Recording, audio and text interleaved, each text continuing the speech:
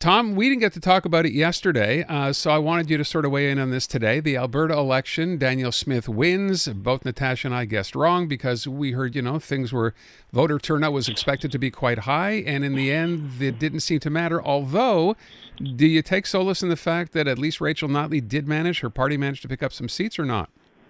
Oh, I think that's what they're going to talk about. I have, of course, friends who are organizers there, and they're very happy about the fact that they won every seat. They won 20 out of 20 in Edmonton, and they won most of the seats in Calgary, where they basically had not much before, and they even won Lethbridge. So, yeah, for them, that was a step in the right direction.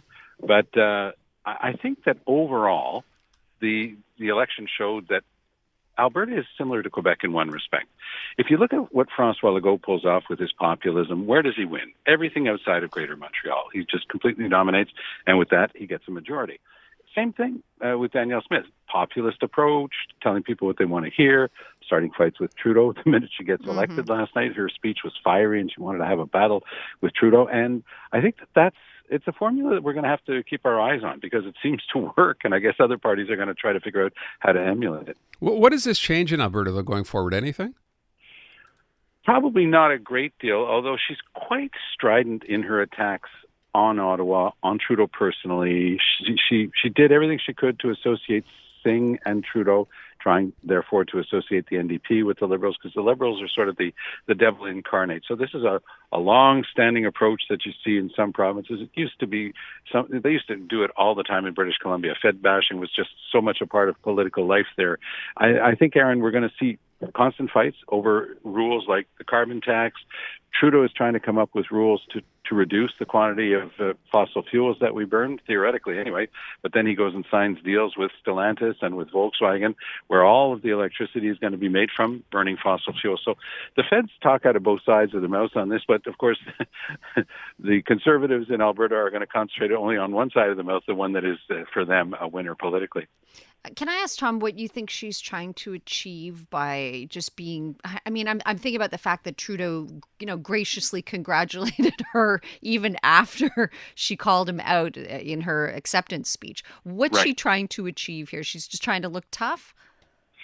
Well, you remember the famous, bizarre sequence of events where she wouldn't shake his hand, and I mean, those films were playing constantly during the campaign.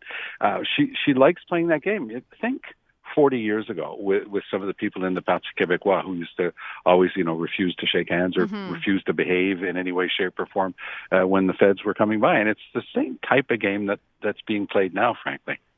All right, let's move on from that to David Johnston. This story is obviously not going away. I know that Jagmeet Singh kind of reiterated his position, which is, yes, we need to have a call for a public inquiry. And yes, it should not be headed, at least the next part, whatever it turns out to be, should not be headed by David Johnston. How much weight will this carry, Tom? Well, you heard it here first on CJAD 800 because we spoke about this last Friday. Yeah.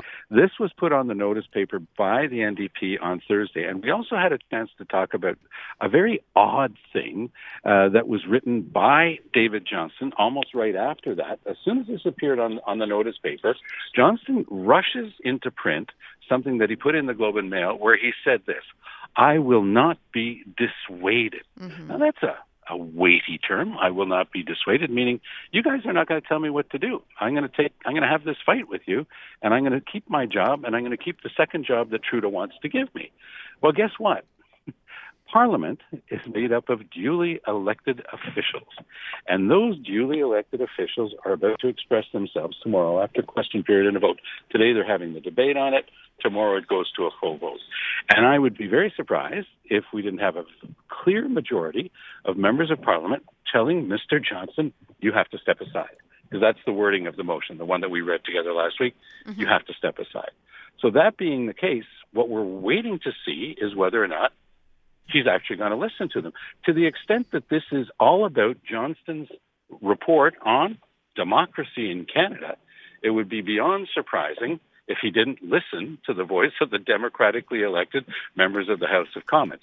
We're going to see. I would say that it would be very surprising if he didn't listen, but the way he's digging in his heels, who knows? Trudeau's trying to find every excuse. In the paper that I wrote online on CTV's website today, I simply mentioned, look, he still has the chance to do this with a certain dignity, step down on his own, just take stock of the fact that he cannot continue in this job. And if he does that, that might work out for him and it'll save Trudeau. If he doesn't, then everybody's going to be in a tough position. By the way, there's one last, I would say, almost trick that Trudeau can play here. He could declare this motion to be a confidence motion. Now, that would be a way of putting Jagmeet's face in it because, of course, the Conservatives are still going to vote yes on this motion, as would the Bloc. But, of course, at that point, Jagmeet Singh would be forced to back down on his very own confidence motion. Why? Well, because he doesn't want to have an election. And He said that today in one of his press conferences. So we'll see whether Trudeau does the standard Trudeau all-in approach, which is something that he loves to do, or whether he's going to try to hold back. I wonder, David Johnston, I imagine the last thing he'd want to do here is be a distraction over this whole issue, and whether that's an easy out to say, okay, enough people are standing up and saying, I'm not the guy to carry this forward, and I don't want to be a distraction, so therefore I will step down and not have to rely on the Prime Minister to go any further with it. You would have thought that would have already been his thinking up until now. But if you remember his press conference, I watched the whole thing. He managed to talk about himself a great deal. Yeah. And I have a feeling that some of this might have become personal for him. And I think that his thinking is perhaps not as sharp as it once was. Just say it that way. Very interesting. Okay. I wonder if behind closed doors, Trudeau is like kind of begging him, please, can you come to this conclusion and we all walk away from this? And then beyond that, I'm wondering, have we heard anything more about Jagmeet Singh having access and seeing that confidential information? Well, that's interesting as well, because he realizes that maybe he accepted that too quickly because all the other party leaders turned it down. He got played. So he got played, yeah. So now he's going to look for an elegant way out of it. He's asking that somebody else be sworn in with him, and he doesn't want to be. What's going to happen is the minute they show him anything, because he has no way of knowing if he's seen everything. That's the number one thing. Even Johnston didn't swear in any of these people. So you can just imagine the scene, Johnston talking to Katie Telford, Trudeau's chief of staff. So was there ever an instance where Mr. Trudeau didn't act on information he had, like Erin O'Toole or Jenny Kwan or Michael Chong? Oh, no, there's never been so then he puts in his report, no, I've checked. No, there's never been an instance where Trudeau or any of the ministers didn't act on reports. There's no way for him to make that affirmation. And the person he kept turning to for comfort and support, a lawyer, and it turns out that she's a longtime Liberal donor, and he either didn't check that, which would have been a problem, or if he did check it, he considered it wasn't a problem, which shows that he's really not as sharp as he has to be as he looks at this. All right, I want to close out with this because we have Pierre Boivin from Claridge coming up after the news, Tom. So big press conference yesterday, much ballyhoo, Pierre Fitzgibbon, the mayor's there, Claridge is there. Look, they're finally going to do something with the Hippodrome site. It's only been 14 years and at least 3 administrations. So honestly, I mean, I know these are serious people. Claridge doesn't fool around. No. Are you confident, or do you think anything has actually changed here? I don't know, dare I say, are they going to actually pony up the cash this time? It's so funny that you mentioned the 14 years. I was talking about this with other people today. I said, but this place has been empty for years and years, and nothing's come of it. It's a magnificent spot. It's so well connected. There's that massive new Midtown thing going in right at the 40 and the Carry. I mean, there's so much activity. It's a great opportunity to put in thousands of new social housing units, or at least affordable housing. And Mayor Plante, she deserves credit. She believes in the stuff. They're just not very good at actually getting it done. So we can see. I mean, I'm sure she'll be able to have no problem putting in the requisite number of bike paths. Will she actually get anything done with regard to housing? We'll see. It's just such a magnificent spot. It shouldn't be wasted. It's a wonderful opportunity. It's hard to believe it has been wasted all this time. It sits in the center of the city, off major highways, off another major highway. I don't get it. Honestly, I don't. How a private developer never thought to walk in there and say, there's billions maybe to be made here, at least millions anyway.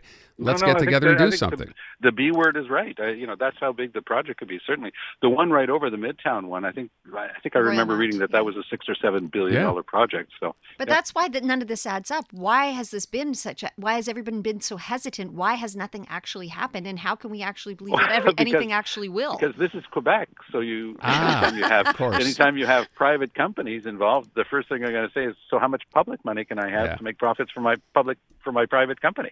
And that's that's all going to be part of the negotiation, because if the government runs it itself, it'll be billions and billions and billions, and it'll be another 14 years, and maybe something will get built. And by then we can get around that area, which is going to have so much traffic and flying cars. So maybe that's the best thing, is to wait until then.